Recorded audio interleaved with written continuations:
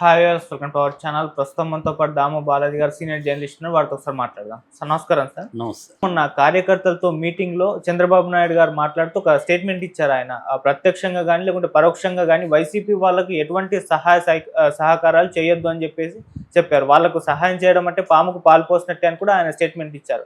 ఇప్పుడు దీనిపైన ఆయన పైన కొన్ని విమర్శలు అయితే వినిపిస్తున్నాయి. అంటే ఇది రాజ్యాంగ విరుద్ధం, వైసీపీ వాళ్ళ వైపున కూడా కొన్ని ప్రజలు కూడా ఉంటారు కదా అని చెప్పేసి కూడా మాట్లాడుతున్నారు. మరి ఆయన స్టేట్మెంట్ ని ఏ విధంగా చూడొచ్చు అంటారు సార్? మీరేం చెప్తారు?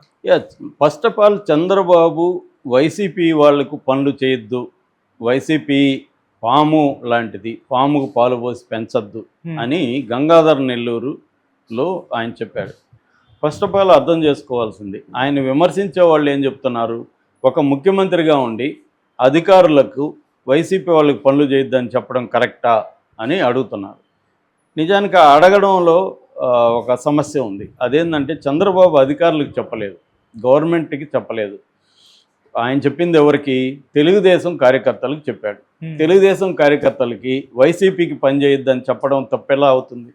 చంద్రబాబు కరెక్ట్గానే చెప్పాడు. వైసీపీ కార్యకర్తలకు మీరు హెల్ప్ చేయకండి అని చెప్పాడు. ఇప్పుడు తెలుగుదేశానికి వైసీపీ పాము లాంటిది, వైసీపీకి తెలుగుదేశం పాము లాంటిది. జగన్ గతంలో ఉన్నప్పుడు ఇప్పుడు ఏం చేస్తున్నారు వైసీపీ వాళ్ళు తెలివిగా? గతంలో జగన్ వీడియో పెడుతున్నారు. అదేంటంటే పార్టీ చూడడం, ప్రాంతం చూడడం, మాకు ఓటేసిన వాళ్ళని కూడా కులం చూడడం, మతం చూడడం, మాకు ఓటేకపోయినా కూడా అన్ని పథకాలు మీకని జగన్ చెప్పాడని. ఓకే, అది కరెక్టే, జగన్ చెప్పాడు. చంద్రబాబు ఏమి మీకు పథకాలు ఇవ్వము, మీకు వైసీపీ వాళ్ళకి అన్నీ ఆపేస్తామని ఎక్కడా చెప్పలేదే. అధికారుల మీటింగుల్లోనో కలెక్టర్ మీటింగ్లోనో చంద్రబాబు వైసీపీ వాళ్ళకి మీరు పనులు చేయొద్దని చెప్పలేదే. తన కార్యకర్తలకు చెప్పాడు. తన కార్యకర్తలకి చంద్రబాబు చెప్పడంలో తప్పేం లేదు. ఎందుకంటే అది కరెక్ట్ కూడా కదా. తన కార్యకర్తలు వైసీపీ వాళ్ళకి హెల్ప్ చేస్తూ ఉంటే వైసీపీ బలపడుతుంది, తెలుగుదేశానికి అది దెబ్బ కదా. ఆ యాంగిల్లో చంద్రబాబు చెప్పాడు.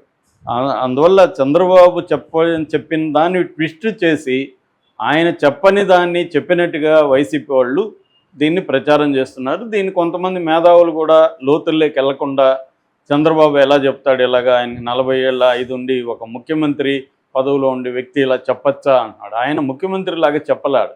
ఆయన పార్టీ అధ్యక్షుడు స్థాయిలో తెలుగుదేశం నాయకుడిలాగా చెప్పాడు తప్ప ముఖ్యమంత్రిలాగా ఆయన డిక్లేర్ చేసి చెప్పలేదు. కాబట్టి చంద్రబాబు చెప్పడం ఎటువంటి తప్పు లేదు. ఆయన దృష్టిలో వైసీపీ పాము లాంటిదే, వైసీపీని చంపేయాలనేదే రాజకీయంగా ఆయన లక్ష్యం. దానికి ఇబ్బంది కలిగే విధంగా తెలుగుదేశం నాయకులు బిహేవ్ చేస్తున్నారు. రెండోది, ఆయన గంగాధర్ నెల్లూరులో ఎందుకు చెప్పాడు? గంగాధర నెల్లూరులో నే కాదు, చిత్తూరు జిల్లాలో కూడా ఎక్కువ మంది తెలుగుదేశం వాళ్ళే వైసీపీ వాళ్ళతో కొమ్మక్కైపోయి వైసీపీ వాళ్ళకి పనులు చేసి పెడుతున్నారు, వైసీపీ వాళ్ళు వీళ్ళు కలిసి దోచుకుంటున్నారు. ఈ విషయం చంద్రబాబు దృష్టికి వచ్చింది. ఫర్ ఎగ్జాంపుల్ అక్కడ గంగాధర్ నెల్లూరులో ఎమ్మెల్యే థామస్ మనుషులు ఉన్నారు. ఆ థామస్ మనుషులే సిమెంటు రోడ్డు కాంట్రాక్టులన్నీ వాళ్ళకే వచ్చాయి. తర్వాత ఇసుక, గ్రావెల్ క్వారీలు ఇవన్నీ కూడా థామస్ మనుషులతో అక్కడ ఉన్న వైసీపీ వాళ్ళ కొమ్మక్కైపోయి కాంట్రాక్టులు చేసుకుంటున్నారు. ఈ విషయం చంద్రబాబు దృష్టికి వచ్చింది. అందుకని ఆయన ఇండైరెక్ట్గా ఎమ్మెల్యేలను వీళ్ళని హెచ్చరించేదానికే ఈ మాట అన్నాడు. సో అట్లాగే పొంగనూరు, ఫర్ ఎగ్జాంపుల్ పొంగనూరు ఒక మహిళ చంద్రబాబును కలవడానికి వస్తే పొంగనూరు సిఐ అడ్డుకున్నాడు. బందోబస్తులో ఉన్న పొంగనూరు సిఐ. ఎందుకు వచ్చింది ఆ మహిళ అంటే, పొంగనూరులో ఇన్ఛార్జిగా తెలుగుదేశం ఇన్ఛార్జిగా ఉంటున్న చల్లా బాబురెడ్డి అనుచరుడు మాధవరెడ్డి అక్కడ వైసీపీ వాళ్ళతో కొమ్మక్కయ్యి ఈ మాధవరెడ్డి ప్లస్ వైసీపీ వాళ్ళు ఈమె భూములను ఆక్యుపై చేసుకున్నారు. ఈమె కంప్లైంట్ ఇవ్వడానికి వచ్చింది, సో రానివ్వలేదు. ఇదొక సంఘటన జరిగింది. అట్లాగే మన చెవిరెడ్డి భాస్కర్ రెడ్డి ఉన్నాడు కదా, వాళ్ళ ఓఎస్డి ఇప్పుడు మంచి పదవులకు వెళ్ళాడు. అతను వైసీపీ వాళ్ళు కలిసి అక్కడ దోచుకుంటున్నారనే విమర్శలు ఉన్నాయి.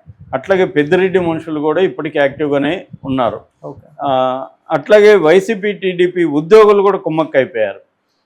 మొన్న ఈవెన్ నెల్లూరు పొట్టి శ్రీరాములు నెల్లూరు జిల్లా ఈనాడులో ఒక కథనం వచ్చింది. అదేంటంటే అధికారం కూటమిది, పెత్తనం వైసీపీది, సిండికేట్ మాయ అనే ఒక వార్త ఈనాడులో వచ్చింది. అంటే నెల్లూరు జిల్లాలో సైతాపురం మండలంలో తూర్పు పూండ్ల, మొలకల పూండ్ల గ్రామాల్లో దాదాపు 17 హెక్టార్ల మైన్స్ అంతా కూడా తెలుగుదేశం కూటమి వాళ్ళు దోచుకుంటున్నారు, దీంట్లో వైసీపీ కూడా ఇన్వాల్వ్ అయింది అనేది జమీన్ రైతు ఎప్పటి నుంచో రాస్తుంటే జమీన్ రైతుని వైసీపీకి అనుకూలంగా ఉందని తెలుగుదేశం సోషల్ మీడియా వాళ్ళు తిట్టిపోశారు. కానీ ఈనాడులో నిన్న ఈ టైటిల్ పెట్టి ఈనాడులో నిన్న కథనం వచ్చింది. అక్కడ దాదాపు 2,60,000 టన్నుల మైనింగ్ జరిగింది, అమ్మేసుకున్నారు. ఎందుకంటే చైనాలో విపరీతమైన డిమాండ్, క్వార్జ్ అంటారు, క్వార్జ్ మైనింగ్. సో అది జరుగుతుంది. అంటే రాష్ట్ర వ్యాప్తంగా 164 మంది ఎమ్మెల్యేలు కూటమికున్నారు. అందులో 80 మంది ఫస్ట్ టైం గెలిచిన ఎమ్మెల్యేలు. సో వీళ్ళు ఈ ఫస్ట్ టైం గెలిచిన ఎమ్మెల్యేలకి ఆ అధికారం మీద కానీ ఆ వనరుల మీద కానీ పట్టు తేవడానికి టైం పడుతుంది. ఆల్రెడీ 5 ఏళ్ళు వైసీపీ ఎమ్మెల్యేలు కావచ్చు, వైసీపీ లోకల్ నాయకులు కావచ్చు, అక్కడ ఉన్న వనరులను దోచుకోవడంలో వాళ్ళు ఎక్స్పీరియన్స్ వచ్చేసింది వాళ్ళకి. వీటిని ఎట్లా ఇప్పుడు ఇసుకని ఎట్లా తవ్వుకోవాలి, దీన్ని ఎట్లా రవాణా చేయాలి, దీన్ని ఎట్లా ఎక్కడ అమ్ముకోవాలి, ఈ వ్యవహారం మొత్తం వాళ్ళకి తెలుసు. అక్కడ లోకల్గా ఇప్పుడు కొత్త ఎమ్మెల్యే అంటే వీళ్ళు ఏం చేస్తారు, ఈ వైసీపీ మాజీ ఎమ్మెల్యే ఈ కొత్త తెలుగుదేశం ఎమ్మెల్యే దగ్గరికి పోయి, అరే బాబు నీ వాటా నీకు ఇచ్చేస్తాను, నాకు వదిలేసే, ఇది నీకెందుకు శ్రమ, నువ్వు ఇప్పుడు కొత్తగా మొత్తం అన్నీ ఎత్తుక్కోవాలి, నేను అన్నీ చేసి పెట్టి నీ వాటా నీకు ఇస్తాను అన్నప్పుడు వాళ్ళు ఏం చేస్తారు, మంచిదే కదా, హాయిగా వాడు అన్నీ చేసుకుంటున్నా నాకు డబ్బులు ఇస్తున్నాడు అని తెలుగుదేశం వాళ్ళు చేస్తున్నారు. ఈ పరిస్థితి చంద్రబాబుకి తలనొప్పిగా మారింది.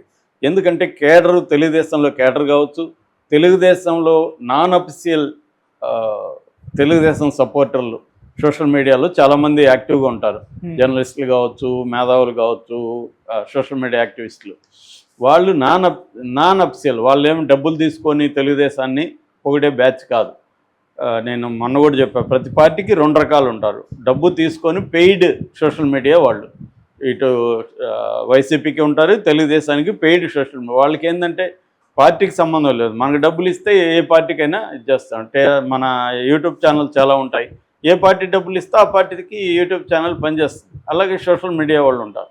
ఇది కాకుండా నాన్ అఫీషియల్గా, అంటే డబ్బులు తీసుకోరు, ఏమి ఆశించకుండా కూడా తెలుగుదేశం అంటే ఉన్న ప్రేమ కావచ్చు, చంద్రబాబు పట్ల ఉన్న ఆరాధన కావచ్చు, ఏదేమైనా, లేకపోతే జగన్ పట్ల కసి కావచ్చు, కులం కావచ్చు, ఏదైనా కారణంతో తెలుగుదేశాన్ని సపోర్ట్ చేసేవాళ్ళు ఉన్నారు. వాళ్ళు క్రిటికల్గా అయిపోయారు ఈ మధ్యకాలంలో. అందుకే మొన్న సండేలో కూడా రాధాకృష్ణ వాళ్ళని తమ్ముళ్ళు జరభద్రం ఆగండి అన్నట్టుగా, తొందరవద్దు అన్నట్టుగా ఆయన రాశాడు.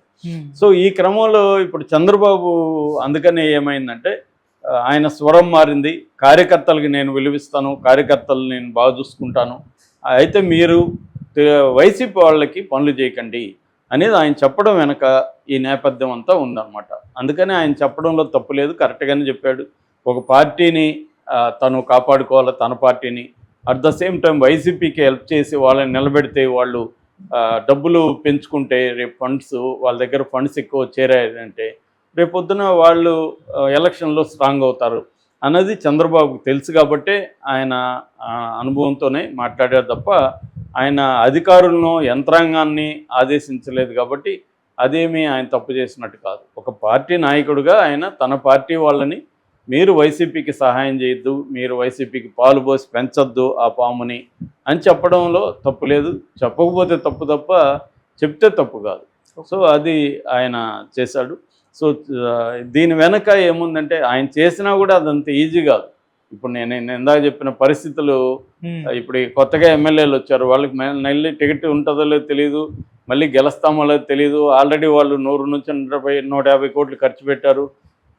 అంతకుముందు కూడా ఎమ్మెల్యేలు రాజకీయాల్లో ఉంటారుగా, వాళ్ళు ఖర్చు పెట్టి ఉంటారు. సో వాళ్ళు ఇప్పుడు సంపాదించుకోకపోతే ఇంకెప్పుడు సంపాదించుకోవాలి? ఇప్పుడు వాళ్ళన్నీ కష్టపడి ఇప్పుడు వాళ్ళు మళ్ళీ నిర్మాణాలు ఇవన్నీ చేసే బదులు ఇప్పుడు ఈ క్వార్జ్ ఉంది నెల్లూరులో, ఈ క్వార్జ్ని చైనాకి ఎట్లా తీసుకెళ్లాలా, ఏమేమి చేయాలా, అన్నీ వైసీపీ